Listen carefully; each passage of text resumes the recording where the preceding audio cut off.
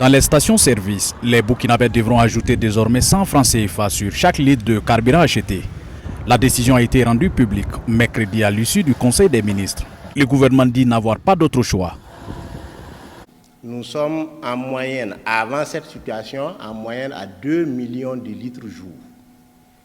Et étant donné qu'on est moins cher que la plupart de nos voisins, les consommations frontalières ont explosé parce qu'il y a une exportation de notre carburant et donc de notre subvention vers nos voisins. Cette situation aggrave les déficits parce que si la Sonabi achète à 900 et revend à 500, ça veut dire que c'est l'État qui est censé combler 400. Et ça veut dire que chaque litre exporté frauduleusement ou par un camionneur qui a préféré faire le plein à 50C, à Ouissa ou ailleurs avant de traverser la frontière, il y a une subvention de 400 par litre. On a le choix en tant que gouvernement de risquer la pénurie parce que la Sonabi n'arrivera pas à renouveler son stock de liquidités parce qu'elle l'achète plus cher pour revendre moins cher. Et connaissant les contraintes budgétaires, l'État n'est pas en mesure toujours de disposer du cash pour réinjecter dans la Sonabi pour lui permettre d'acquérir. Dans les rues de Ouagadougou, ce jeudi, les consommateurs ne cachent pas leur mécontentement.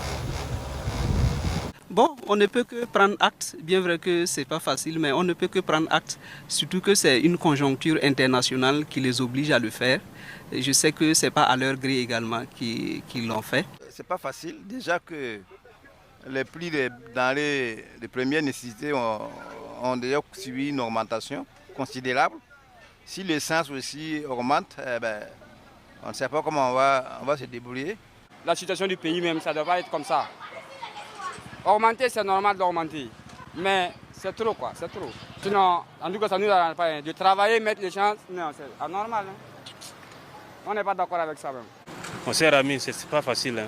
Parce que regardez aujourd'hui, le prix des céréales partout, le maïs et consorts, tout ça, la vie est devenue tellement serrée. Il y a la crise de la sécurité, il y a la crise alimentaire, il y a tout.